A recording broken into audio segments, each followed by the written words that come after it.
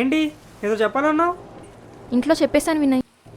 ఒక్క 3 months ఉంటే నా మూవీ ఎక్స్టెండ్ కంప్లీట్ అయిపోతే అప్పుడు నేనే వచ్చి మీ నాన్నతో మాట్లాడుతున్నాను కదా. నువ్వు బాగానే చెప్పేస్తావు 2 months 3 months అని సింపుల్గా. అక్కడ మా నాన్న మా బావతో పెళ్లి ఫిక్స్ అని అందరికీ మాట ఇచ్చేస్తున్నారు. ఏం చేయను? పెళ్లి చేసుకోమంటావా? ఇప్పుడు ఏంటంటే మీ బాబుకి అంత కంగారు నీ పెళ్ళికి? ఇప్పుడు ఏమంటాడు? వినయ్ రెస్పెక్ట్ ఇచ్చి మాట్లాడు చెప్తున్నా. సారీ, ఇప్పుడు ఏమన్నారు? నేను చాలా కన్విన్స్ చేశాను, చాలా చెప్పాను కూడా. అయినా ఈ ఫిలిమ్స్ అది ఇది అంటే కుదరదని చెప్పారు. నేను లవ్ మ్యారేజ్ ఒప్పుకోనని తెలిసి కూడా ఎలా లవ్ చేసావని తిట్టారు, కొట్టారు కూడా. కొట్టారా? ఇప్పుడు నేను వచ్చి మాట్లాడినా? వద్దు, ఇప్పటికే చాలా రిస్క్ చేసి వచ్చాను. స్వీటీ దగ్గర నోట్స్ కోసమని చెప్పి రేపటి నుంచి నన్ను బయటికి పంపిస్తారో లేదో కూడా తెలీదు. ఇంకా నిన్ను కలవడం అవ్వదు వినయ్. ప్లీజ్ చలు, అలా అనుకో. నేను ఉండలేదని నీకు తెలుసు కదా. ఉండాలి. నాకు కాల్స్ కానీ మెసేజ్ కానీ చేయకు. వీలైతే నేనే చేస్తా. ఒకవేళ చేయలేదు అంటే నా ఫోన్ కూడా తీసుకున్నారని అర్థం. నా కోసం ఎక్కువ ఆలోచించుకు. All the best for your movie.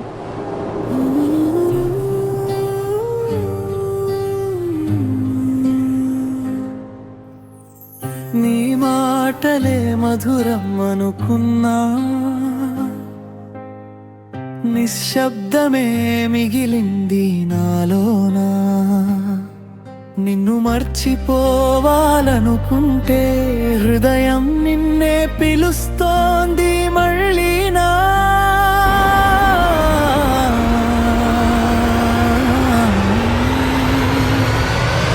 నువ్వు లేని లోకం బతకలేను నేను.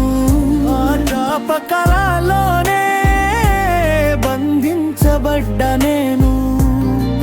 నిన్ను కోల్పోయినా ప్రేమ మాయ కాలేదు. నిన్నే చూడాలనుకుంటుంది మనసు మళ్ళీ.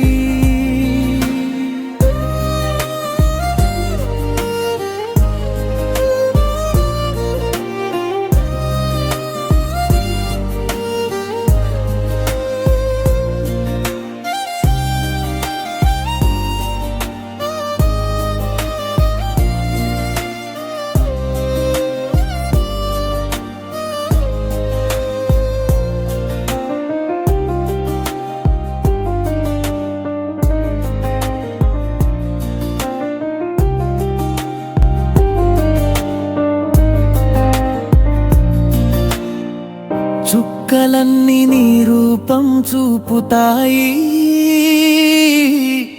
గాలిలోని గలం వినిపిస్తుంది. ఎందుకని ప్రేమ ఇంత బాధిస్తుందో. ప్రతి ఊపిరిలో నీ పేరు వినిపిస్తుంది. మనసు విరిగిన ఆశ మాత్రం మిగిలే. నువ్వు తిరిగి వస్తావని కలే. ప్రేమకి గుర్తింపు పెళ్ళే అయితే ఆ కృష్ణుడి పక్కన రాధే ఉండేది. దేవుడు సైతం కాలానికి తలవంచక తప్పలేదు. కొన్ని పరిచయాలు జ్ఞాపకాల వరకు కలవలేము, కలిసి నడవలేము. ప్రేమకే అంతం చూపింది. నువ్వు లేని లోకం బతకలేను నేను. నీ జ్ఞాపకాలే చంపుతున్నారా. ఒక కలల జీవితం కలగానే మిగిలింది. నిన్ను ప్రేమించడం